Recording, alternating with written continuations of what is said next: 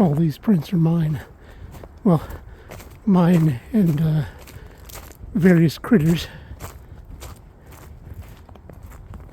I'm the only person who's been out here since this new snow fell.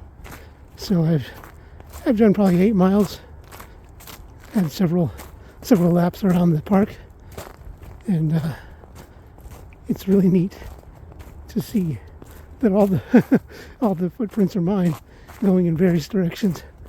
Mine and some squirrels, and I think there might be a wildcat out here, not like a big wildcat, but like a feral cat, which in some senses makes me sad, because I just want all the kitties in the world to have nice warm homes. But you know, some of us wild creatures are kind of meant to be in the wild, even though some people want to give us nice warm homes.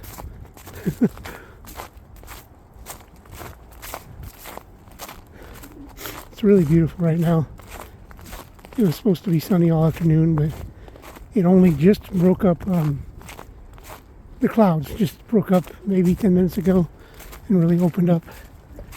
So it's been really nice to see the sun hitting everything. It is cold, baby. I've got some headphones on right now, so they're covering my ears, which is nice. But my face is chilly, and I can't see it, but I imagine that my beard probably has a little bit of thin ice on it. I don't know. It was kind of spitting earlier, like just tiny bits, and I could feel them sticking to my face. But if you keep moving and keep enjoying everything you see around you, it's it's really invigorating. It's funny how you can adapt to just about anything. I mean, I wouldn't want to go into 60 below weather in, like, you know, shorts and a tank top. I wouldn't wear a tank top anyway, but certainly not in that weather, that's for damn sure. But most things you can adjust to. And sometimes that's not great. You know, when your surroundings are not good and they could be made better, but it'd be easier to just adjust. That's not a good adjustment. I think a lot of people these days are making that adjustment. Things are getting a little more hectic in a lot of ways for a lot of people. And the people who have the privilege to just adjust, they're the ones whose efforts everyone else really needs. But too many people they're comfortable where they are, or they're comfortable adjusting to some new normal. And sadly, they're uncomfortable going out of their way to make sure that everyone else can enjoy a little comfort now and then. I know I'm rambling, but I was just thinking about adaptation and adjustment, all that stuff as I was hiking. I'm really not very good at being adaptable. You know, I can survive pretty much anything. I have been sort of a cockroach my entire life. Nothing will ever destroy me, but it doesn't mean I like it. I'm at my most comfortable when everything is the same every day, even if it sucks. You know, in my mid-20s, there was a period where I was homeless, and it sucked ass, but it was predictable every single day, and I could make it work. At least I could make myself continue to exist. That's not the same as making it work, but I think we get so many words wrapped up in this constellation of describing how to be comfortable. Adjustment, adaptation, survival. We lose sight of living as a word, as a concept, as a verb, an activity. And not just as individuals, but like as a whole community. And when I say community, I don't mean like, your neighbors in your block, or even your town, or even your country. I mean the fucking human community. Sure, some of us can adjust to this or that condition, or this or that new expectation. But there's 8 billion people. And for those who don't have the luxury of adjusting when things change, it doesn't become more uncomfortable. They become dead. And that just recontextualizes the whole idea of what you can live with, what you should live with. Because a lot of times, especially for those of us who live in the West, when we adjust our morality to what we can live with, that usually means there's going to be more people who are going to die or wish they were dead. Have been reading a lot lately about the Armenian genocide. It was the first modern genocide. It was it wasn't really called that at the time. They didn't have that word. And when I say modern, I mean 20th century and beyond. There have been countless genocides throughout human history. And, just look at America.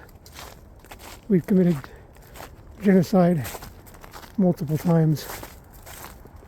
But for the way it was perpetrated in modern life, the Armenian genocide in 1915 and on, that was the culmination of years and years of little massacres. It's such a weird combination of words, little and massacre. But compare that to what happened in the actual genocide, and they were comparatively little massacres.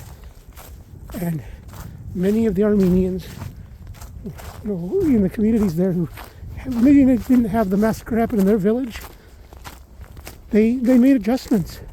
They learned to live with various things. They learned to live with the way the Ottoman Empire treated them.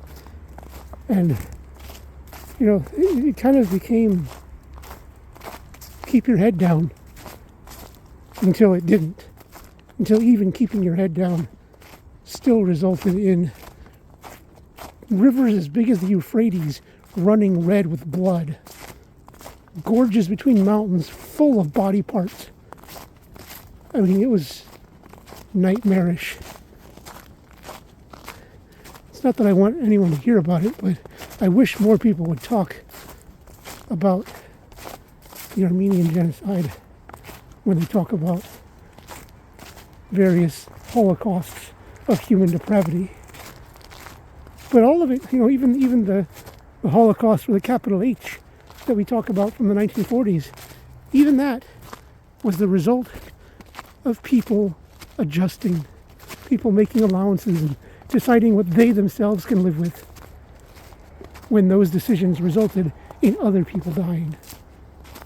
And I'm going all over the place here, and I know I've gotten really dark, but I think, just like anything in life, everything ripples outward, and if you follow the ripple inward, there's always that smallest little pebble that started it all.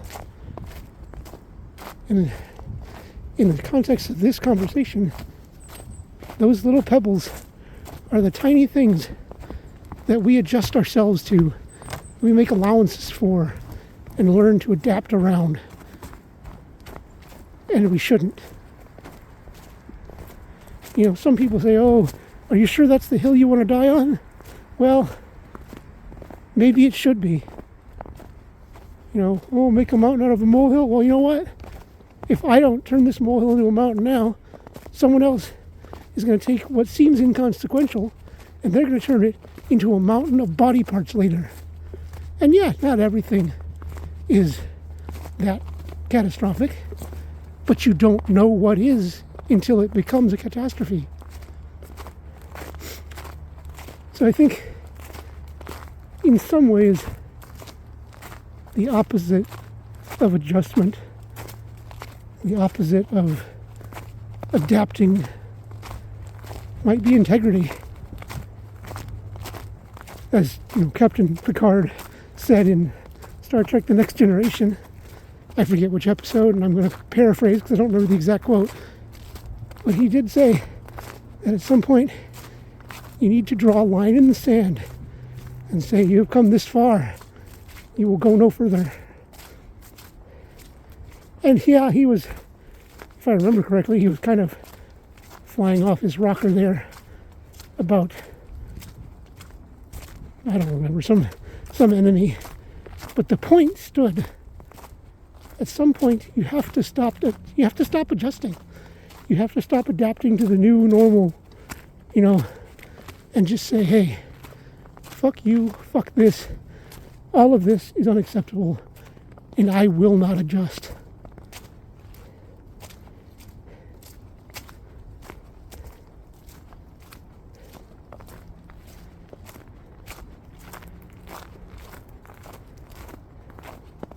I could delete this because I don't think this is where I wanted to take this video, especially with the beauty of the sun and the cold air. But I think the overarching point stands. And the kind of viewers who are watching this, all 1.5 of you, you understand. And I hope you take that ideal out into the life that you live outside of YouTube. I am going to go have a snack and enjoy the sunshine, and I really hope that even though I was really depressing with my words, I hope you understand that they came from an actual optimistic perspective, because there's no point in getting upset about anything and getting dark and maybe a little depressing if you don't think that it could get any better. So in some ways, this kind of social critique or rant or whatever you want to call it is proof that it's actually coming from an optimistic point. Because if I didn't think any of this could change for the better, and I don't mean us adjust, I mean us adjusting everything, changing it, not changing for it. If I didn't think we could change it, I would just shut up and dub some music over all these hikes and be happy with the catastrophe outside of my view. But I have optimism. Because of that, I refuse to adjust. What do you refuse to do?